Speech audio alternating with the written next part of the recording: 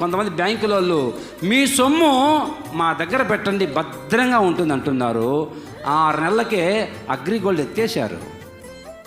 అగ్రిగోల్డ్ ఏమైందమ్మా? ఏమైనా కట్టారా? అగ్రిగోల్డ్ డబ్బులు కట్టావా? పోయిందా ఉందా? స్తోత్రం చెప్పు. దేని స్తోత్రం కలుగును గాక.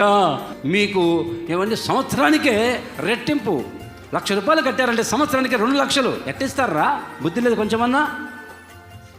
ఏమన్నా చెట్ల కాచా డబ్బులు ఏమన్నా? సంవత్సరానికి 1,00,000 రూపాయలకు 2 లక్షలు ఇస్తామంటే ఎట్లా నమ్ముతావు? కనీసం 5 సంవత్సరాలు అయితే రెట్టింపు వస్తుంది.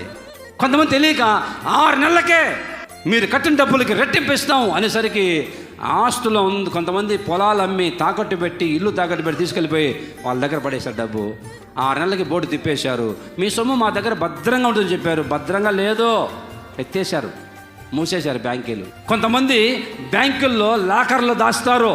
ఇదిగో మా డబ్బులు, మా బంగారము, మా దస్తావేజులు, స్థలం పేపర్లు అన్నీ తీసుకుని వెళ్ళి బ్యాంకులు లాకర్లో పెడతారు. తీరా చూస్తే బ్యాంకునే మూతపడిపోయింది. లాకర్ ఏమైందో భద్రంగా లేదు. ఈరోజు ప్రభు చెప్తున్నాడు, నువ్వు కాపాడుకోవాల్సింది ఆస్తి కాదు, బంగారం కాదు, భద్రంగా కాపాడాల్సింది మరి ఏమిటి? ఆత్మ సంబంధమైన ఎన్నో ఉన్నాయి భద్రంగా కాపాడుకోవడానికి. అవి వాటిని భద్రం చేసుకోవాలి. ఈరోజు నీవు పొద్దున్న లేస్తే ఉదయం నుంచి సాయంత్రం వరకు ఎన్నెన్నో విషయాలన్నీ వింటుంటావు చెవులతో. వ్యర్థమైన మాటలన్నీ హృదయంలో దాచుకోకూడదు.